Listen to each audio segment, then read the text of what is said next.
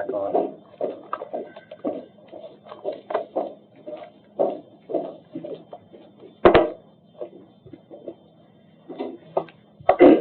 So, thanks everybody. So, I'd like to entertain a motion for discussion on item 6C4. Second. So moved and second. All in favor? Okay, I'm going to get in my own cue here. I'd like to entertain a motion I'd like to make a motion to suspend the rules. Motion is second. All in favor? Mr. Emling, I have a couple just questions, if you don't mind, sir. Mr. Lawing, what was the deadline for this to get in our? It should have been by Thursday preceding the first Monday by noon. And when did it get in? It didn't get to us. I actually got it from Mr. Sitwood, and then we were sent an email that was passed out Miss Alice. What takes on that? From Miss Hall's, not from Miss Ashley, too.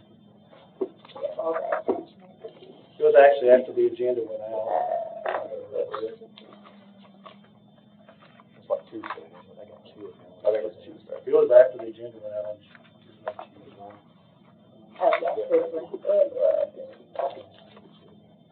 It was Wednesday. So it actually came out after the,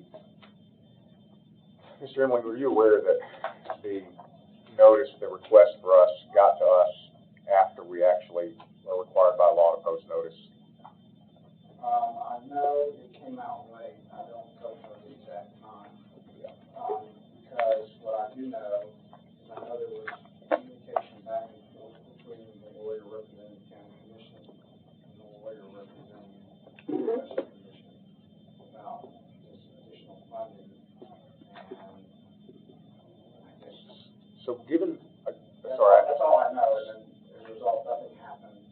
And then I think it was seen on an agenda item, and then I think the request was made. so, and I'm genuinely asking here. I don't know if I can answer that. Yeah, no, I'm genuine. That one was putting me on the spot. This one was genuinely asking.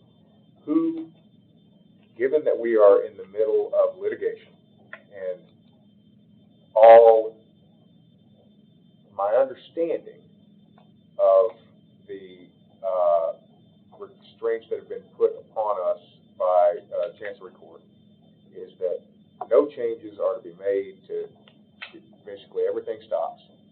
No changes are to be made to any facility, any operation. Do not pass go, continue it on as marched. That's the way I interpret that. I won't ask for your opinion on that. But as okay, all right. Well, given that we're in that spot, who is the point of contact from your office who should be making budget requests of us? That's a great question. I don't know. I know the answer to that's why it started through the lawyers. I'm genuinely just trying to avoid this in the future so that we can, whoever that point of contact is. Like I said, I think that's why it started we probably started to talk with your lawyer. I don't know much about those discussions. I just know it's ongoing. And it's a great logistical question that I don't know that I know the answer to, because y'all are the funding body, and we're an agency that is funded by y'all. So I still think the issues that are in the lawsuit are not about an election and how to run an election and what it costs to run an election, right?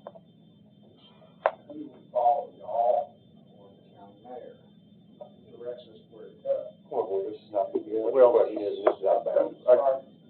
Yes, but I mean, we could argue about this. So, But I go don't think it's, I think the funding is not related to the lawsuit, so I think it's. Well, so the question I think still stands. Who do we get I would just in the future, I would like to have that known. So typically these have come from Ms. Ashley's office through, I believe, Annette. I think that's where we have typically gotten these from, and that's what happened this time. And it didn't happen that way this time, and so we get a thing after it. I think we'll each have to ask the lawyers to answer that question for us. So I would just like to get those answered moving forward so that we don't have this problem again. Are there any other questions for Mr. Emily? Ms. Boyd? So I'm just wondering, I looked at the packet, what are we using money for? Salaries, more part-time people? Probably need to fund this, and that's what I've been instructed by our lawyers. That's as big as Terry, Mr. Sittler, 248 last paragraph. Okay. I'm sorry. 248 last paragraph. You, the chairman, was just talking about who should be talking. All right. So So I've been instructed to 48 tells me the meeting.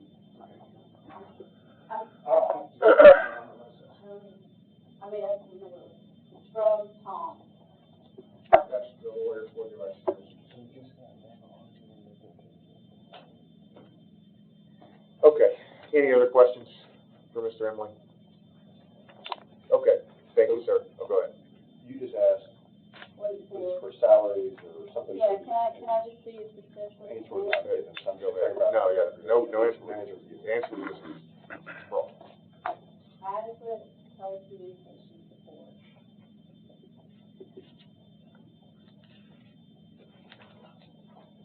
There's no telephone, it says there's no telephone and no internet. Hot wired to the building. And no monitoring, security monitoring. So these are changes It's not made being to the bill. monitored. No, there are some, the machines are under camera at all times, but there are Wi-Fi. And that's all, and that's not. So you do have Wi-Fi? You have internet? Then why is it asking for internet? It's not hardwired, it's something anybody can access. Yeah, it's more secure to have it wired. Well, agreed. Okay. Any other questions for Mr. Emily?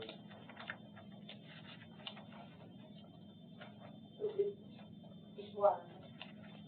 I'm sorry, It's wiring. I know that's part of it. It could be salaries, it could be the electric bill, it could be.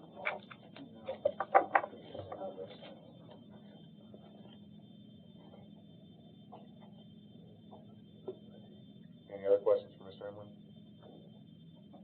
All right, thank you, sir. Okay, any other motions on this? Brings back under rule. Oh, yeah, we're moving back under our normal rules. Any other motions on this? Motion to approve, deny, defer. I'll make a motion to approve. Nothing? Okay. Fails for lack of second. Any other? No motion, no second. What's that? You'll second it? All right, so we have a motion and a second to approve, funding. Any discussion? All, Make a comment. Just.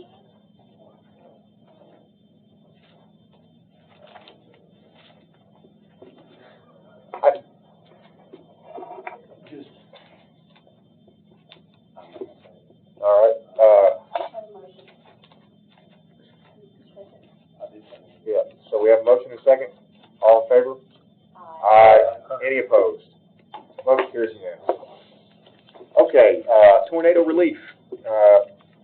Mr. Schmidt. I will try to be quick, because I know it's 3 hours, but. Does this need second? They need to waive the second reading. Oh. Can you waive the second reading? All right, so I'll do this again. My motion means, will include a waiver of the second reading with unanimous vote. Does the second agree with that? What is this for? I'm taking the vote again on the election commission waiving second reading.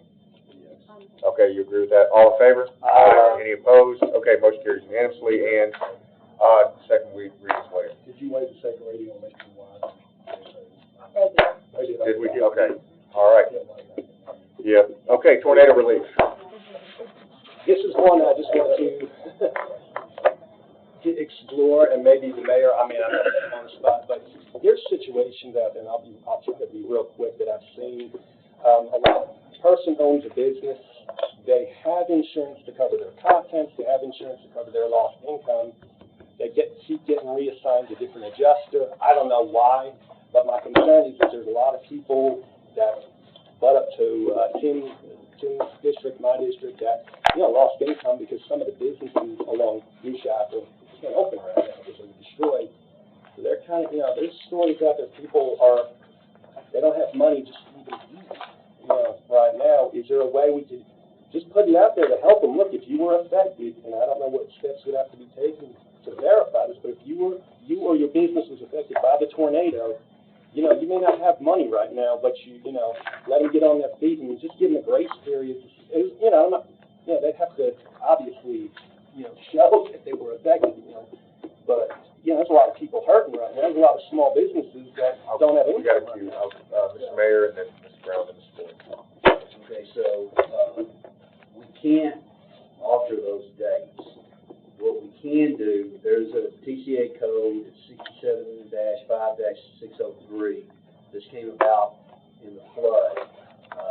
We can waive the taxes during that rebuilding period, based on substantial damage. If it's uninhabitable, we can do that. Typically, the way that works is that from the date of the incident, they have until September 1 to get it fixed.